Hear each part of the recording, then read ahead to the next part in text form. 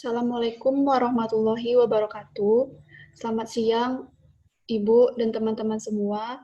Kami dari kelompok 9 akan melanjutkan presentasi pada siang hari ini. Kami kelompok 9 akan membahas mengenai pembentukan limbat. Kelompok kami beranggotakan Devia Fitri Suarman dan saya sendiri Rezi Nabila. Pokok pembahasan kita pada hari ini yaitu yang pertama ada proses inisiasi awal limbat, pembentukan aksial determinasi pada limbat, yang ketiga pembentukan AER pada limbat, dan keempat peranan mesoderm pada morfogenesis limbat. Baiklah, materi pertama akan dibahas oleh Delvia. Kepada Delvia kami persilahkan. Baik, terima kasih kepada moderator. Baiklah, untuk materi pertama yaitu proses inisiasi awal limbat, dan yang materi kedua pembentukan aksial determinasi pada limbat akan saya bacakan. Limbat atau tunas tungkai adalah struktur yang terbentuk di awal vertebrata perkembangan anggota badan sebagai hasil dari interaksi antara ektoderm dan mesoderm yang mendasari. Pembentukan terjadi kira-kira sekitar minggu keempat perkembangan. Yang pertama yaitu proses inisiasi awal limbat. Inisiasi awal limbat embrio dimulai dengan terjadinya ekspresi gen homobox atau HOX pada sel-sel mesoderm paraksial primitif yang dikontrol dari sinyalik faktor pertumbuhan fibrolas growth factor atau FGF. Adanya ekspresi the box transcription factor atau TBX5 akan menentukan pembentukan ekstremitas bagian atas, yaitu lengan depan dan perkembangan jantung. Gen ini mempengaruhi perkembangan awal tungkai depan dengan memicu faktor pertumbuhan fibrolas dan FGF10 atau fibrolas growth factor 10. Ekspresi TBX5 berada pada sel-sel mesoderm lateral yang membentuk tunas lengan depan.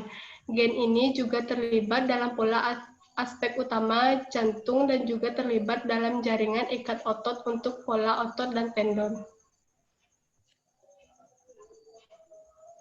Next. Selanjutnya yaitu ekspresi transcription factor TBX4. Ekspresi gen ini nantinya akan menentukan pembentukan ekstremitas bagian bawah dari lateral plat mesoderm, yaitu jaringan-jaringan ikat ekstremitas seperti kartilago, tulang, tendon, dan otot-otot jaringan ikat. Ekspresi TBX4 dalam membentuk area kaki diatur oleh homodomain containing transcription factor atau disingkat dengan PITX1 yang bekerja bersama dengan faktor transkripsi PITX2. PITX1 diekspresikan pada lateral plat mesoderm di regio posterior tubuh dan merupakan penentu utama identitas kaki belakang atau hind limb. Gambar di samping merupakan mekanisme gen yang mengontrol identitas tipe tungkai yang seperti yang sudah saya jelaskan tadi. Next. Tunas tungkai terdiri dari mesoderm yang tidak berdiferensiasi yang terselubung ektoderm sebagai hasil dari interaksi pensinyalan sel antara ektoderm dan sel mesoderm yang mendasari. Dalam perkembangan embrio manusia, limbat terdiri dari ekstremitas atas dan ekstremitas bawah. Kuncup ekstremitas atas muncul pada minggu ketiga dan kuncup ekstremitas bawah muncul pada 4 hari kemudian. Perkembangan ekstremitas ini terjadi pada saat minggu kelima. Pada minggu kelima ini, tunas ekstremitas tampak sebagai kantong-kantong yang keluar dari dinding tubuh ventrolateral. Tunas terdiri dari inti-inti mesenkim yang akan membentuk tulang dan jaringan ikat ekstremitas. Inti mesenkim dilapisi oleh lapisan ektoderm kuboid. Ektoderm dibatasi distal ekstremitas menebal dan membentuk apikal ektodermal Ritke atau ARR. Perkembangan ekstremitas berlangsung secara proksimo-distal. Selanjutnya yaitu pada minggu ke-6. Pada minggu ini, bagian terminal tunas ekstremitas jadi pipih untuk membentuk lempeng tangan dan lempeng kaki. Jaringan tangan dan kaki terbentuk saat kematian sel di ARR. Prosesnya dapat dilihat pada gambar di samping, di mana pada gambar A, yaitu tepatnya pada hari ke-48, kematian sel di ARR tersebut menciptakan bumbung terpisah untuk setiap jari. Kemudian pada gambar B, yaitu pada hari ke-51, kematian sel di ujung antar jari menyebabkan pemisahan jari. Dan pada gambar C, pada hari ke-56, pemisahan jari telah sempurna.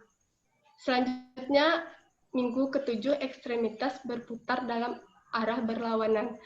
Ekstremitas atas berputar 900 ke lateral sehingga otot-otot ekstensor terletak di lateral dan posterior. Ibu jari terletak di lateral. Sedangkan ekstremitas bawah berputar 900 ke medial sehingga otot-otot ekstensor berada di permukaan anterior dan ibu jari berada di medial. Untuk perkembangan ekstremitas bawah tertinggal dibandingkan dengan ekstremitas atas selama 1-2 hari. Pada gambar di samping, itu merupakan perkembangan tunas ekstremitas pada manusia yang sudah saya jelaskan tadi. Dapat dilihat pada gambar A, yaitu minggu ke-5, tunas ekstremitas tampak seperti kantong-kantong yang keluar dari dinding tubuh ventrolateral. Dan pada gambar B, yaitu pada minggu ke-6, bagian terminal tunas ekstremitasnya mulai membentuk lempeng tangan dan jari. Dan pada minggu ini, proses pembentukan jari dan tangannya mulai terbentuk. Dan pada gambar C tersebut, pembentukan jari tangan dan jari kakinya telah sempurna.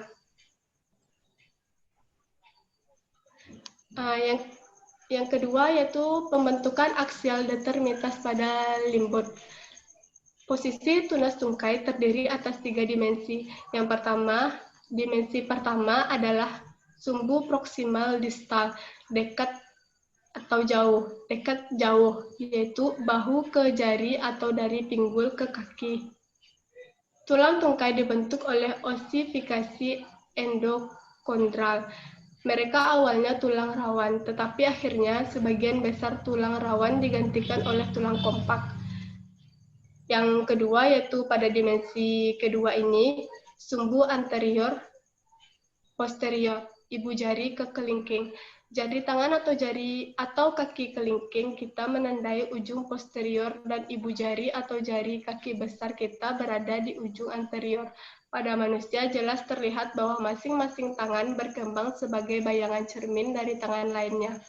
Yang ketiga yaitu dimensi ketiga adalah tungkai memiliki sumbu dorsal ventral. Telapak tangan ventral kita mudah dibedakan dari buku-buku jari kita atau dorsal. Yang pertama yaitu sumbu proksimal distal. Pola tungkai ayam berkumpul pada model 2 gradien berlawanan, gradien FGFS dan WNTS dari ARL distal, dan gradien kedua asam retinoat dari jaringan sayap proksimal. Peneliti telah menentukan bahwa wilayah pensinyalan AER dalam tunas ekstremitas menentukan pembentukan sumbu proksimal distal ekstremitas menggunakan sinyal FGF. Mesenchym dari tunas ekstremitas paling awal, yaitu pada tahap 18, akan menentukan ketiga jenis tulang rawan ketika mesenchym pertama kali diinkubasi dalam FGF8 dan WNT3A. Faktor transkripsi autopod HOX-A13 sangat diekspresikan, sedangkan penanda sitilopat MEIS1 berkurang drastis. Dapat dilihat pada gambar di samping, yaitu sumbu proksimal distal dihasilkan oleh gradien berlawanan dari asam retinoat atau RA, yaitu pada bayangan warna biru, dan dari sisi proksimal dan FGFS beserta WNTS, yaitu pada bayangan merah muda dari AER distal. Mesis 1 spesifik untuk Citylopod.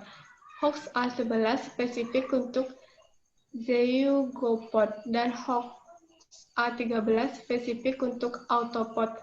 Gen penentu proksimal distal seperti mesis 1 atau 2, hoax A11 dan hoax A13 di Citylopoda, Zeugopod, dan Autopod masing-masing ini, misalnya RA mempromosikan ekspresi Me1 yang lebih proksimal, sedangkan FG F8 menghambat ekspresi gen ini.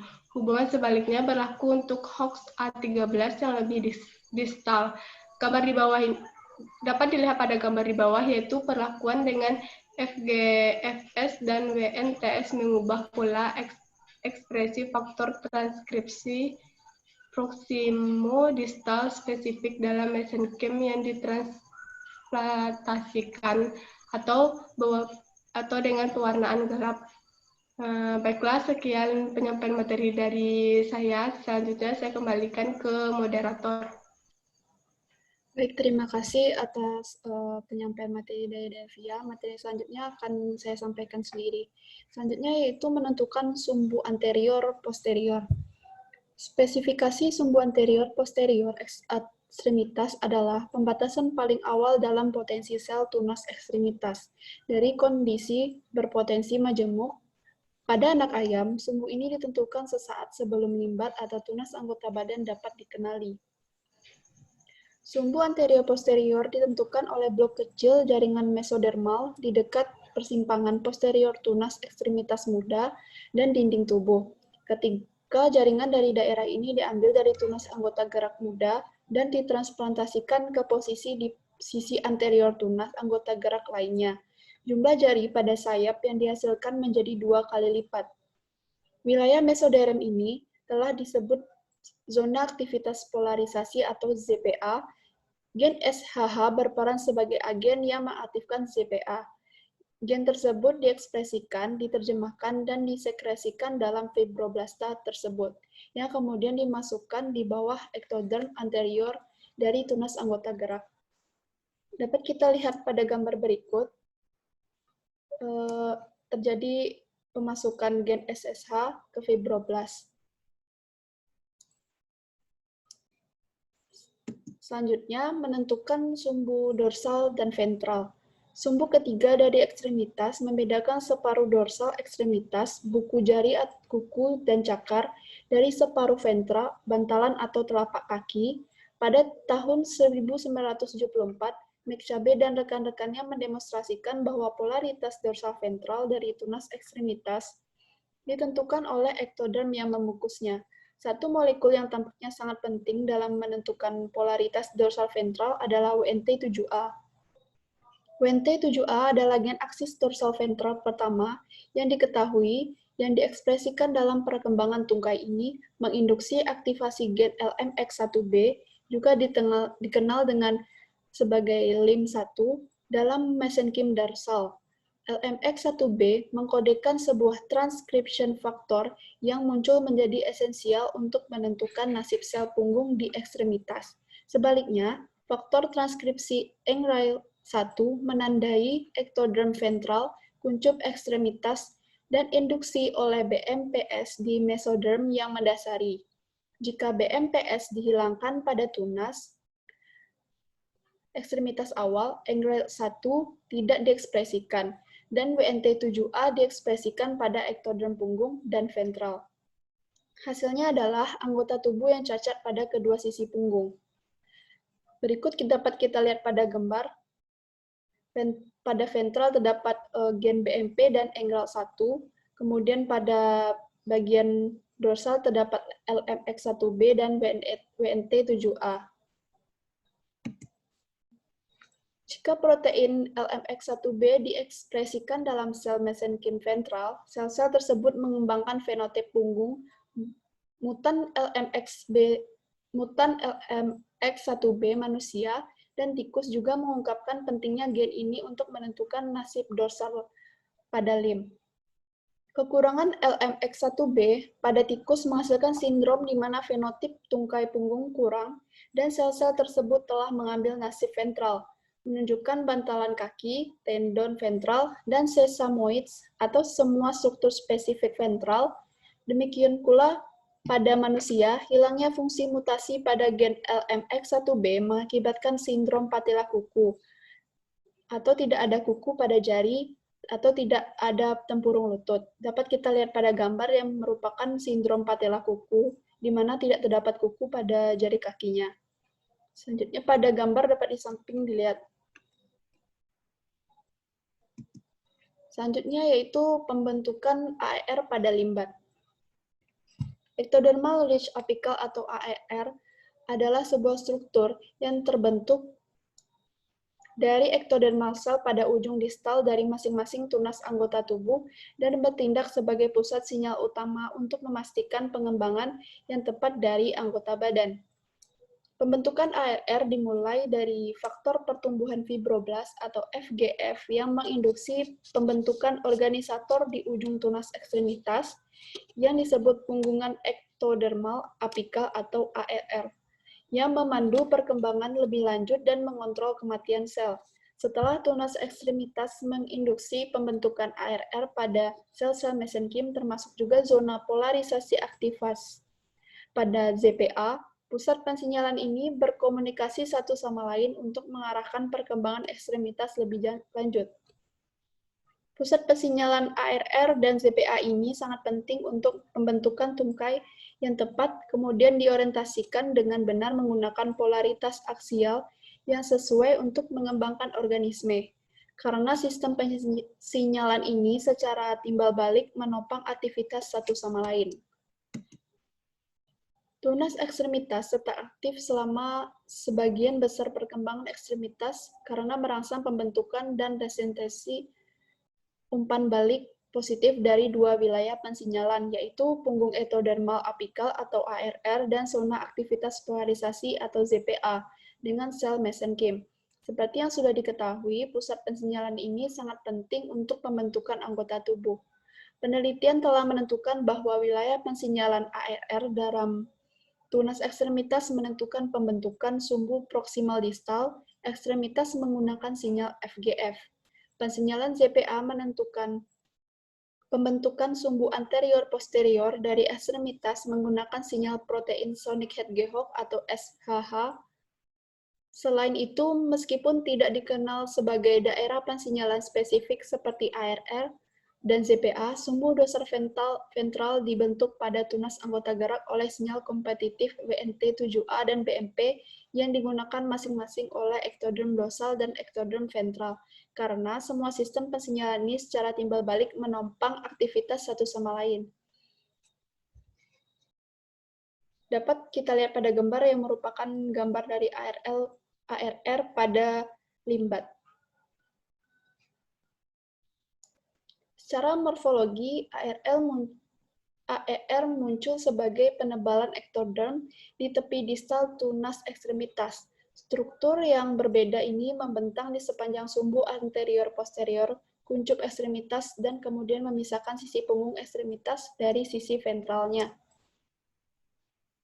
Dapat kita lihat pada gambar di mana ARR memisahkan sisi dorsal dan ventral pada limbat. Selanjutnya adalah peranan mesoderm pada limbat. Tunas tungkai atau limbat terdiri dari sel mesoderm yang tidak berdiferensiasi yang berselubung ektoderm. Sebagai hasil dari interaksi pensinyalan sel antara ektoderm dan sel mesoderm yang mendasarinya, pembentukan tunas anggota gerak yang berkembang terjadi ketika sel mesenkim dari mesoderm pelat lateral dan somit mulai berkembang biak ke titik di mana mereka membuat tonjolan di bawah sel ektodermal atas. Sel mesoderm pada tunas anggota gerak yang berasal dari pelat lateral mesoderm pada akhirnya akan berdiferensiasi menjadi jaringan ikat anggota gerak yang sedang berkembang, seperti tulang rawan, tulang, dan tendon. Selain itu, sel mesoderm yang berasal dari somit pada akhirnya akan berdiferensiasi menjadi sel myogenik otot ekstremitas. Dapat kita lihat pada gambar yang merupakan ada sebelumnya terbentuk plat lateral mesoderm. Ada plat lateral anterior dan plat lateral posterior.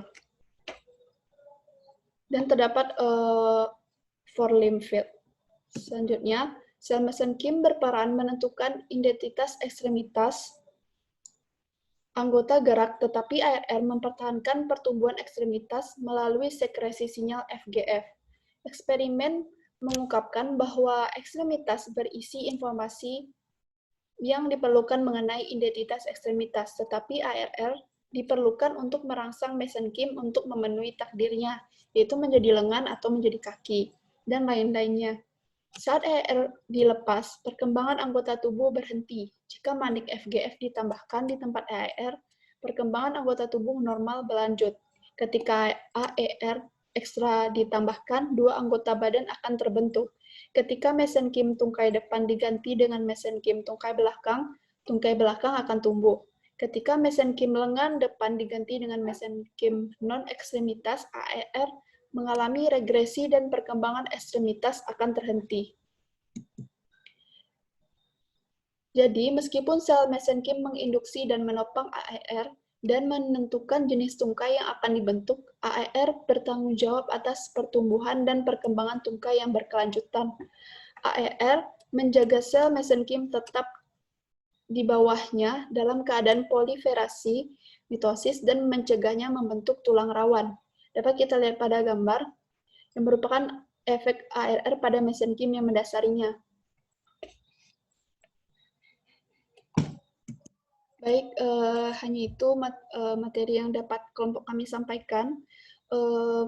Lebih dan kurang kami minta maaf. Terima kasih pada teman-teman semuanya atas perhatiannya. Assalamualaikum warahmatullahi wabarakatuh.